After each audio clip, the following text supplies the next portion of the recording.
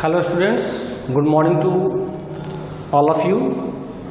Students of class 8, आज आप लोग हिंदी व्याकरण में चैप्टर नंबर 5 शब्द भंडार, इसके एक पार्ट एकार्थी प्रतीत होने वाले शब्द आप इसे पढ़ोगे बच्चों।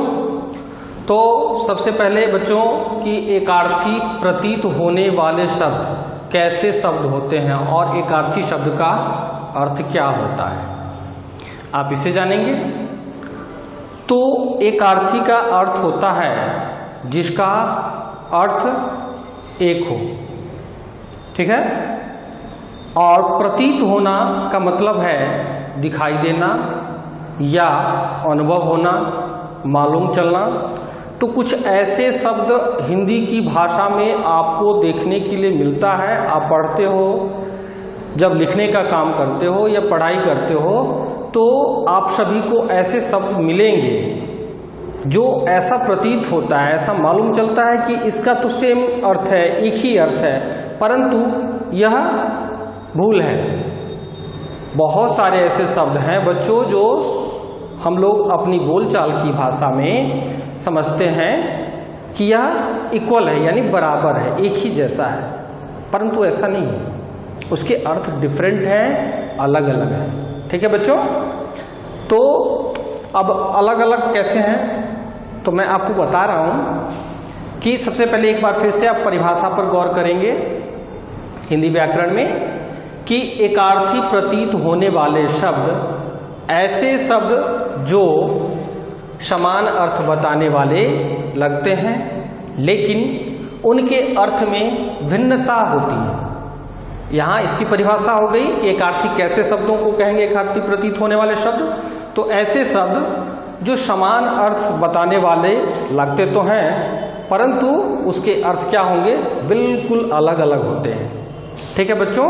तो कभी भी व्याकरण में या आप जब भाषा का हिंदी भाषा की पढ़ाई करते हैं तो ऐसे शब्दों पर गौर करेंगे जो कि देखने में, सुनने में, समझने में एक जैसा अनुभव होता है, परंतु इस पर आप गौर करेंगे कि उसके अर्थ जो हैं वह डिफरेंट हैं, भिन्न भिन्न हैं, अलग अलग हैं। ओके बच्चों, तो अब बारी बारी से ऐसे बहुत सारे शब्द हिंदी की भाषा में हैं। आप पहले शब्द को देखेंगे। पहला पॉइंट है जिसमें मैंने 3 शब्द यहां पढ़ लिए, एक तो अनुसंधान, दूसरा खोज, तीसरा आविष्कार। अब यहां पर देखेंगे बच्चों कि इन तीनों ही शब्दों को सुनने से, उच्चारित करने से, इसको बोलने से ऐसा प्रतीत हो रहा है कि सभी क्या है, एक जैसे शब्द हैं। हम कहीं भी इसको लिख सकते हैं, लेकिन नहीं, भाषा की जो शैली होनी चाहिए वह वाक्य के समय के, वाक्य के अनुसार जिस समय हम प्रयोग करते हैं तो वाक्य में किस शब्द की मांग है, कौन सा शब्द जो है इन तीनों शब्दों में ज्यादा उचित आ रहा है, ऐसे शब्दों का प्रयोग आपको करना होता है। तो बच्चों अनुसंधान, तो इसके अर्थ को देखिए कि अज्ञात तथ्यों का पता लगाना, ठीक है। जबकि खोज का अर्थ क्या होता है कि अज्ञात वस्तु का पता लगाना। यहां क्या है कि अज्ञात तथ्यों का पता लगाना था और खोज के अर्थ में है अज्ञात वस्तु का पता लगाना। ओके बच्चों, नेक्स्ट है आविष्कार। तो आविष्कार क्या है, किसी नई वस्तु का निर्माण करना, यानी तैयार करना, उसको बना देना। अब आप देखेंगे कि अनुसंधान, खोज, आविष्कार तीनों एक ही जैसे मालूम चल रहे हैं कि इसके अर्थ समान होंगे, एकार्थी होंगे, परंतु ऐसा नहीं है। तीनों के अर्थ आपने देखे, तीनों ही शब्दों के अर्थ अलग अलग हैं, ठीक है बच्चों। तो इस जो विभिन्नता है, जो अलग दिख रहा है, इस चीज को आपको गौर से याद रखना है। गौर से पढ़ेंगे इसको और इसको याद रखेंगे बच्चों। नेक्स्ट है आपका सेकंड में, एक दूसरे शब्द को मैं ले रहा हूं, अस्त्र शस्त्र। सुनने में तो एक ही जैसे लग रहे हैं कि जो अर्थ अस्त्र का होगा वही अर्थ शस्त्र का होगा, परंतु ऐसा नहीं है। ओके बच्चों, तो इसके अर्थ क्या है? तो अस्त्र के अर्थ हैं फेंक कर मारा जाने वाला हथियार। जैसे मान लिया जाए कि कोई पत्थर का टुकड़ा हो, बर्छी है, भाला है, तो इसका उपयोग कैसे करता है? युद्ध करने वाला व्यक्ति कैसे करता है इसको? बर्छी को फेंकता है, ठीक है, पत्थर के टुकड़े को फेंकता है, बम के गोले को फेंकता है। ओके बच्चों, तो अस्त्र इसको कहेंगे, यानी बर्छी, बम, पत्थर का टुकड़ा, ये हो गए अस्त्र। परंतु शस्त्र क्या है? तो शस्त्र का अर्थ अलग है, हाथ में पकड़कर चलाए जाने वाला हथियार। हथियार कैसा हथियार? ऐसा हथियार जिसको हाथ में पकड़कर चलाया जाता है।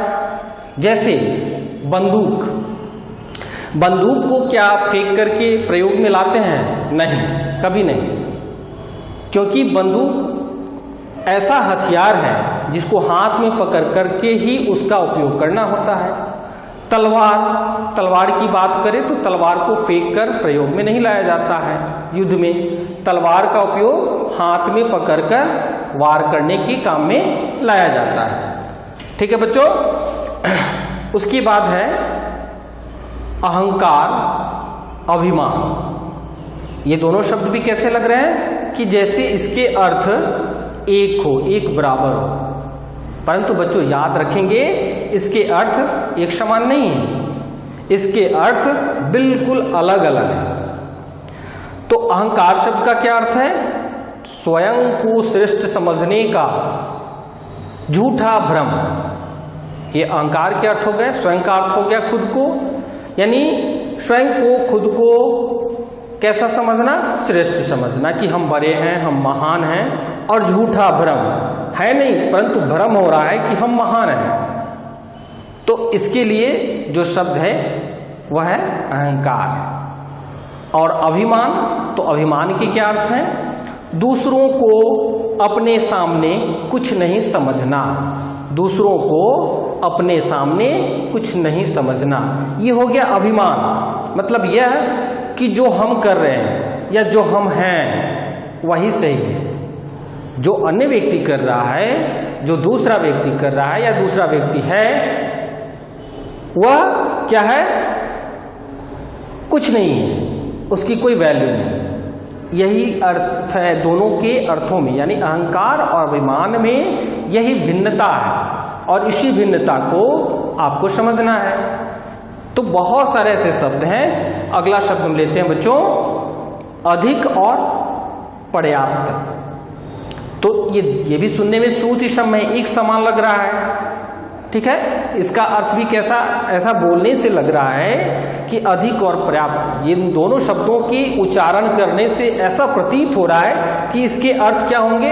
एकार्थी होंगे, यानी एक ही समान, एक ही अर्थ बताने वाला, परंतु इसमें भी भिन्नता है, एक जैसे अर्थ नहीं है। तो इसके अर्थ क्या है बच्चों?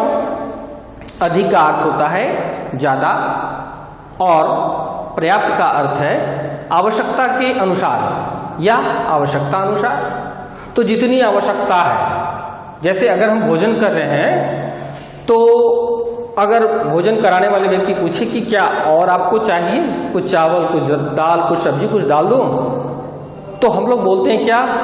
नहीं, हो गया। लेकिन उसके लिए जो वास्तविक शब्द है कि नहीं, पर्याप्त है। पर्याप्त का मतलब जितनी मेरी आवश्यकता है उतना भोजन मेरा हो चुका है, ठीक है। जबकि अधिक का अर्थ क्या है? अगर अधिक शब्द की बात करें तो कहे नहीं, ये भोजन अधिक है, इसका मतलब यह है कि उस भोजन को हम ग्रहण करने में असक्षम हैं, हम उस भोजन को ग्रहण नहीं कर सकते हैं, मेरी जो क्षमता है उससे वह भोजन अधिक है। ओके बच्चों, तो इस प्रकार से हिंदी की व्याकरण या हिंदी की भाषा में बहुत सारे ऐसे शब्द आपको मिलेंगे जो सुनने में तो एक जैसे प्रतीत होते हैं, परंतु उसके अर्थ काफी अलग अलग होते हैं। और फिर मैं अन्य शब्दों की बात करूं तो जैसे खेद और शोक, ये दोनों शब्द सुनने में एक जैसे लगते हैं, खेद का अर्थ होता है आत्मग्लानि और शोक का अर्थ होता है किसी की मृत्यु पर संवेदना प्रकट करना। इन दोनों शब्दों के भी अर्थ बिल्कुल अलग अलग हैं। उसी प्रकार अनुभव, अनुभूति यानी व्यवहार से प्राप्त होने वाला। अनुभव का क्या अर्थ है? तो व्यवहार से प्राप्त होने वाला ज्ञान, और अनुभूति का अर्थ है संवेदना से प्राप्त होने वाला ज्ञान। उसी प्रकार अवस्था और आयु। तो अवस्था का अर्थ क्या है?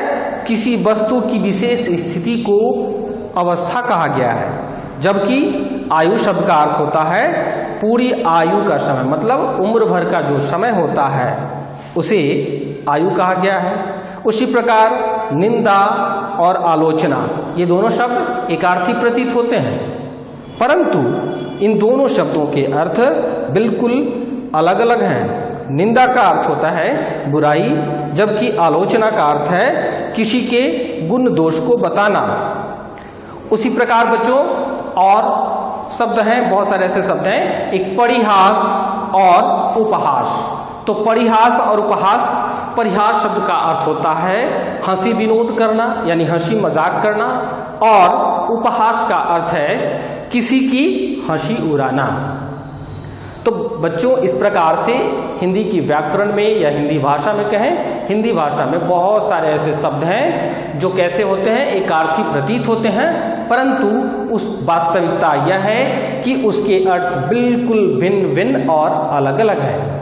ओके बच्चों, तो इस पार्ट नंबर 5 यानी शब्द भंडार के एकार्थी प्रतीत होने वाले जो भाग आपकी हिंदी व्याकरण की पुस्तक में दी गई है, इससे संबंधित जो अभ्यास कार्य है, जो प्रश्न है, आप इसे होमवर्क में करेंगे। ओके बच्चों, thank you all of you.